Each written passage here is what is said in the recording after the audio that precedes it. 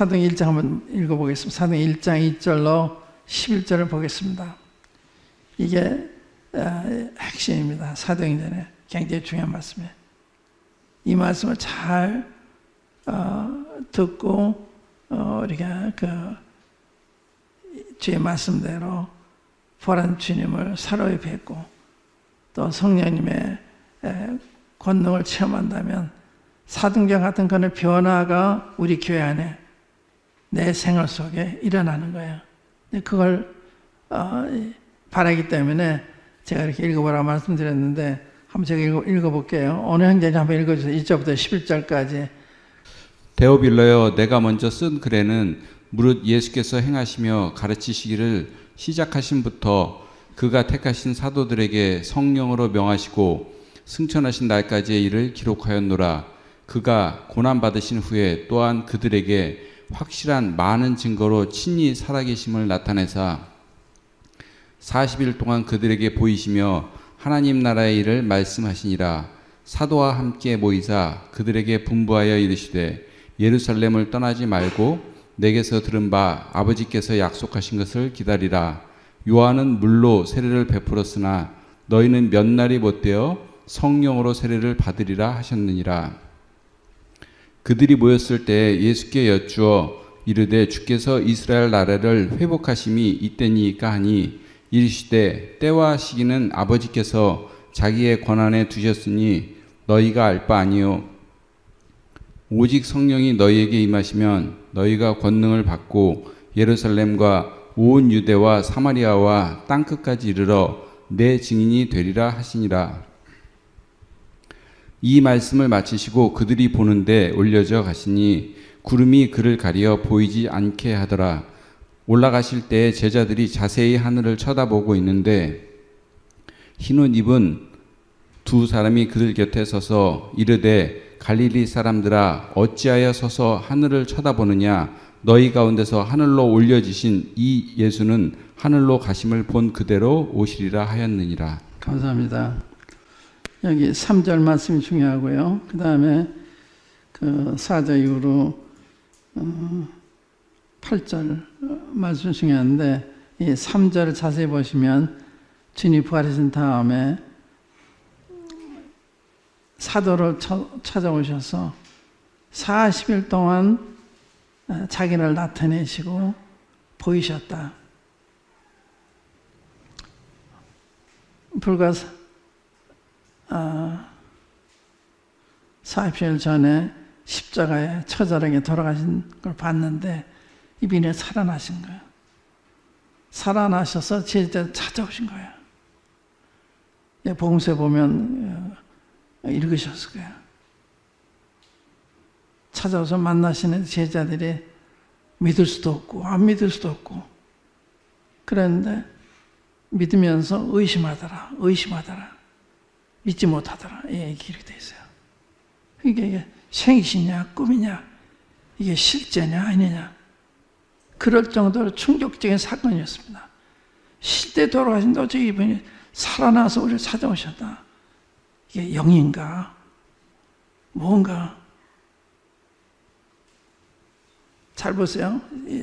3절마다 보시면 고난받은 후에 또한 저에게 확실한 많은 증거를 친히 사심을 나타내서 40일 동안 저에게 보이시며 왜 그렇게 하셨을까? 왜 40일 동안 이렇게 자기를 보이시며 자기를 확실한 많은 증거로 나타내시고자 하셨나? 이는 주님의 부활이 의미하는 바가 너무 큰 거예요. 주님의 부활. 주님에 대한, 주님이 죽은 자 부활했던 사실을 믿어지기만 하면 그냥 다른 게 다 믿어지는 거예요. 이 구약 성경에 주님의 부활에 대해서 예언되어 있잖아요. 구약 성경이 믿어지는 거예요. 이게 실제 이게 진리로구나. 그냥 스토리가 아니고 단순 역사가 아니라 이게 살아있는 말씀이라구나. 그렇게 받아지는 거예요. 주님은 또 여러 번 내가 죄인의 손에 고난을 받고 십자가에 죽임을 당하고 사흘에 다시 살아날 거다. 그런 말씀하셨잖아요. 여러 번 그런 얘기 하셨어요. 그 말씀하신 게 사실이었구나. 이게 확인될 때 주님에 대한 전체 그 인상과 신뢰가 달라지잖아요. 그래서 베드로가 이렇게 담대한 거예요. 베드로가 저는 죽을까봐 두려워서 좀 소년 앞에서 있어서 모른다 그랬다가 부활한 주님 만나본 다음에는 주님 죽인 사람처럼 나다. 당신이 죽였는데 하나님이 살리셨습니다. 이 일에 우리가 증인입니다. 이렇게 얘기하는 거예요. 죽음을 두려워하지 않아요. 담대해졌어요. 이렇게 살 변한 거예요. 성이 우리 가운데 없으면 담대한 마음 이 생기는 거거든요. 그러니까 성령이 충만하면 사람이 변하는 거예요. 성령이 충만한 거 변하지 않을 수가 없어요.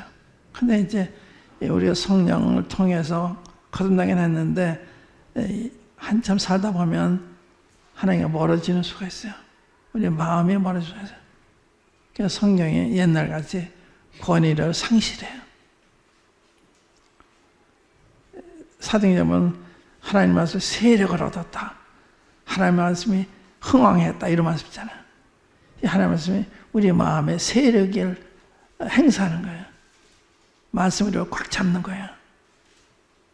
우리를 두렵게 하고 우리를 순종하게 하고 그런데 그런 말씀의 능력이 빠지는 거예요. 그러니까 성경 말씀 얼마나 많아요. 좋은 책들도 많이 나와 있고 좋은 교사들도 많이 공부하는데 교회는 변함이 없어요. 점점 타락해 가요. 왜 그러냐? 성령 역사가 빠진 거예요. 한번 누가 24장 한번 열어보실까요? 누가 보면 24장. 특별히 이제 엠마로 가는 두 제자들 한때 주님이 가까이 가셔서 동행하시면서 말을 건네시고 물으시고 대화하시잖아요. 그런데 같이 가는 사람 주님을 알아보지 못해요. 그 16절에 보시면 24장 16절에 저의 눈이 가려워져서 그인 줄 알아보지 못하거늘 주님하고 대화를 하고 동행을 하면서 또 주님이 안 보이는 거예요. 이게 우리 성경 보면서 안 보이나 똑같은 거예요. 왜 그러냐? 눈이 가려져서. 그런데 31절에 보면 저희 눈이 밝아져 그인 줄 알아보더니 눈이 밝아져야 주님 어떻게 밝아져요? 성령님을 통해서 밝아진 거예요. 그게 성령의 도움이 필요한 거죠. 그래 성령의 내 눈이 밝아지면 주님이 보이는 거예요. 주 음성이 들리는 거예요. 고린도전서 2장 한번 열어보세요. 2장. 우리가 세상의 영을 받지 아니하고 오직 하나님께로 온 영을 받았으니 이는 우리를 하여금 하나님께서 우리에게 은혜를 주신 것들을 알게 하려 하심이라. 우리가 이것을 말하거니와 사람이 지혜 관한 말로 가르친 말로 아니하고 오직 성령의 가르친 것으로 하니 신령한 일은 신령한 것으로 분별하니 영적인 것은 영적으로 분별한다. 그래서 하나님이 성령으로 우리가 보이시고 성령의 가르친 것으로 말한다. 이게 중요한 거예요. 전도할 때도 그 2장 1절부터 보면 4절에 보면 내 말과 내 전도함이 지혜에 관한 말로 하지 아니하고 다만 성령의 나타남과 능력을 하여 너희 믿음이 사람의 지혜에 있지 아니하고 다만 하나님의 능력에 있게 하려 하느니라. 이런 상당한 차이가 있는 거예요. 전도할 때도 우리가 사람을 설득하려고 그러면 안 돼. 설득하는 것도 필요하지만 그런 단 설득을 통하는 게 아니라 하나님의 성령이 같이 역사를 해주셔야 되는 거예요. 그래서 성령이 함께 해주셔야만 그 자기의 죄를 깨닫게 해서 회개케 하시고 주님이 누군지 알게 하셔서 믿게 하시고 이렇게 하는 거거든요. 그래서 제가 말기지의 지혜 아름다운 사전하고 하나님의 능력과 성령의 나타남을 했다. 이게 중요한 거예요. 이게 전도할 때 하나님을 의지해야 되는 것은 죽은 사람을 살리는 게 전도하는 거잖아요. 우리가 죽은 사람을 살릴 수가 있어요. 눈먼 사람을 보게 하는 게 성령 역사죠. 어떻게 우리가 소경을 눈뜨게 해서 보게 할 수가 있어요. 우리 할 수 없는 거거든요. 성령께서만이 할 수가 있는 거예요. 그렇기 때문에 성령 의지해야 되는데 전도를 쉽게 생각하면 내가 저 사람 설득할 수 있다. 그렇게 되는 거 아니에요. 성령 역사 좀 죽은 사람 어떻게 살려요? 속에 있는 어떻게 뜨게 해줄 수가 있어요. 구원전에 이런 문제이기 때문에 성령을 전적으로 의지해야 되는 이게 필요한 거예요.